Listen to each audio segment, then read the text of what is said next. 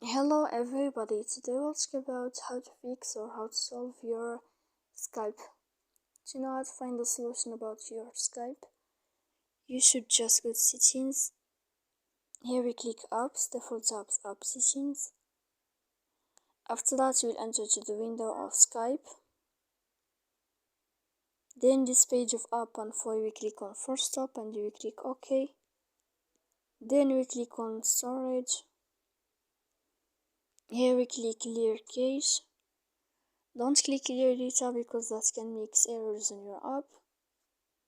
And in the end you can go to your airplane mode, you can turn on. You can wait 3 seconds and you can turn off your airplane mode. If it's not working, you can turn off your phone. So please don't forget to support us by like and subscribe. See you next time in another video and thank you for your attention.